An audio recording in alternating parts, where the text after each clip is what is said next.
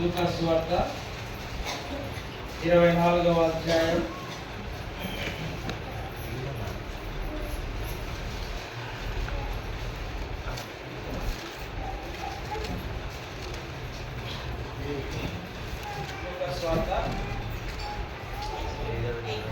24వ అధ్యాయం 13 నుండి 32 వరకు మనము ఆరాధన వాక్యముగా మనము ధ్యానం చేసుకున్నాం కదా.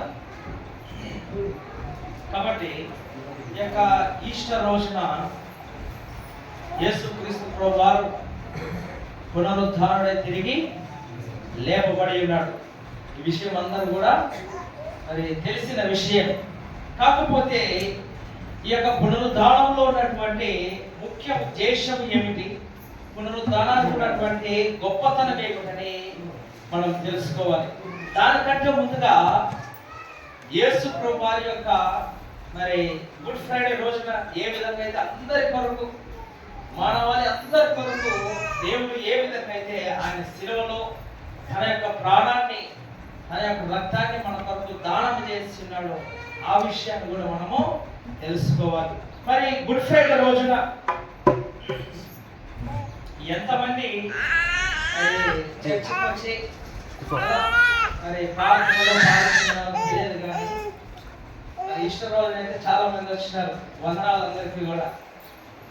మరి గుడ్ ఫ్రైడేకి ఎంత ముఖ్యత ఉందో, ఎంత ప్రాముఖ్యత ఉందో, ఈస్టర్ కి కూడా అంతే ప్రాముఖ్యత ఉంది. ఇంకా నిజం చెప్పుకోవాలంటే ఈస్టర్ కి ఇంకా ఎక్కువ ప్రాముఖ్యత ఉందని నేను చెప్తాను. గుడ్ ఫ్రైడే అంటే ఏంటి తెలుగులో అర్థం తెలుసు ఎవరికైనా? శుభ శుక్రవారం లేదా మంచి శుక్రవారం. సరే, మంచి జరగడానికి ఆ రోజులో ఏముంది? నా చిన్న ప్రశ్న. మంచి జరగడానికి ఆ గుడ్ ఫ్రైడే రోజున ఏముంది? మన పాపాల కోసము యేసుక్రీస్తు ప్రభువారు రక్తాన్ని దారిపోసి ఆ రక్తంలో మన పాపాలను కడిగి వేశారు. యేసు ప్రభువారు తన ప్రాణాన్ని పెట్టి ఉన్నారు. ఇప్పుడు బాగా ఆలోచన చేద్దాము. మన ఇంటిలో కనుక ఒక మనిషి చనిపోతే ఆ రోజున ఏమంటాము? శుభ దినం అంటామా? ఏమంటాం దాన్ని? చెడ్డ దినము, దుర్దినము, ఎన్నో రకాలుగా. ఎందుకు యేసు ప్రభువారు చనిపోయిన దినాన్ని శుభ శుక్రవారం అన్నారు, గుడ్ ఫ్రైడే అన్నారు? ఎందుకన్నారు? ఒక మనిషి చనిపోతే కూడా అది మంచి రోజే అంటున్నామే, అది ఎవరు చనిపోయారు అన్నది ముఖ్యం. సాధారణంగా రోజు ఎంతో మంది యాక్సిడెంట్ ద్వారా చనిపోతుంటారు కదా, ఆత్మహత్యలు చేసుకొని చనిపోతుంటారు, అనారోగ్యం బాగలేక చనిపోతూ ఉంటున్నారు, ఎంతో మంది ఎన్నో రకాలుగా చనిపోతుంటున్నారు.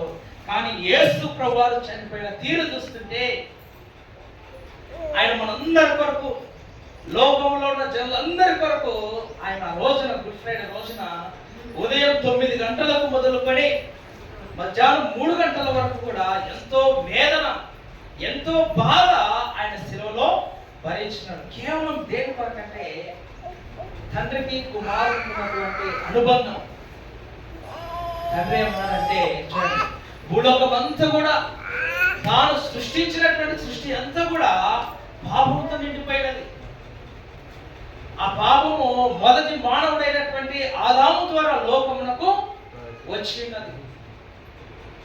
కాబట్టి మానవుని ద్వారా పాపం ఎలాగైతే వచ్చినదో అలాగనే మానవుని రూపంలో దేవుడు వచ్చి అదే పాపాన్ని తిరిగి తీసివేసినట్టుగా మనం చూస్తూ ఉంటున్నాం.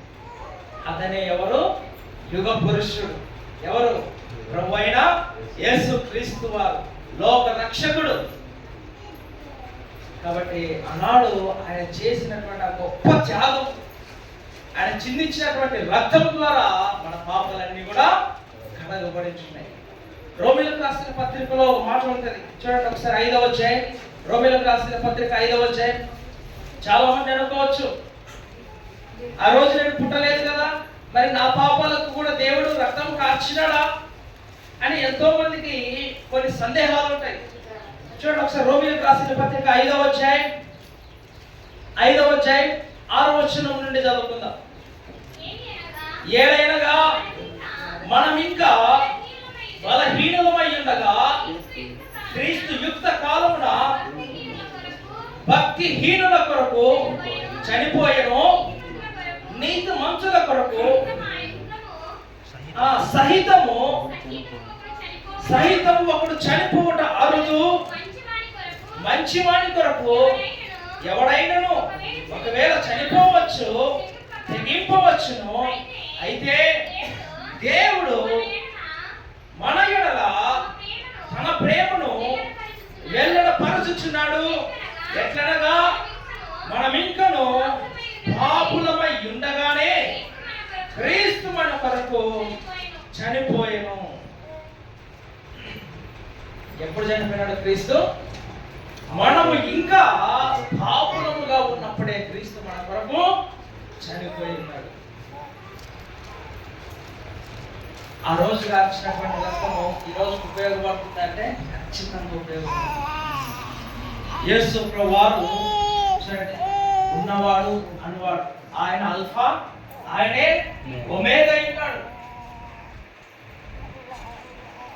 ఆయన అక్కడ ఉన్నటువంటి ప్రజల కొరకే కాదు కదా, మానవులందరి కొరకు ఆయన ఏం చేసినాడు? ఆ రోజున తన యొక్క ప్రాణాన్ని అర్పింపజేసినాడు, తన రక్తానంతా కూడా దాచినాడు. ఈ రోజున మనం చేసేటువంటి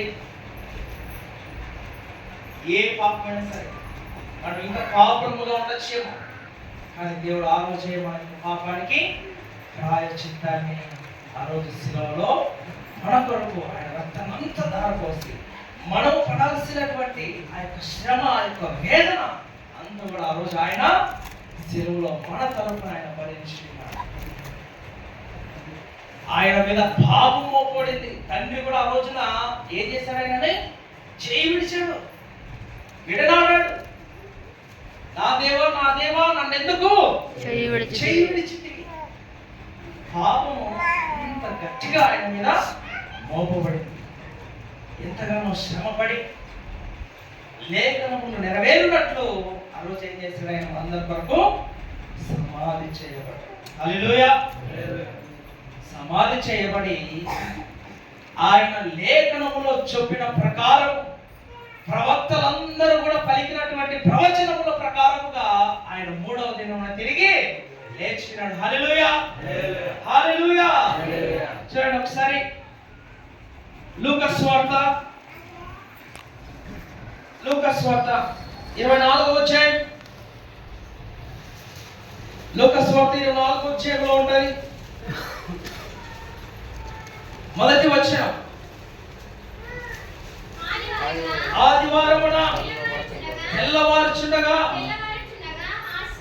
ఆ స్త్రీలు తాము సిద్ధపరిచిన సుగంధ ద్రవ్యములను తీసుకుని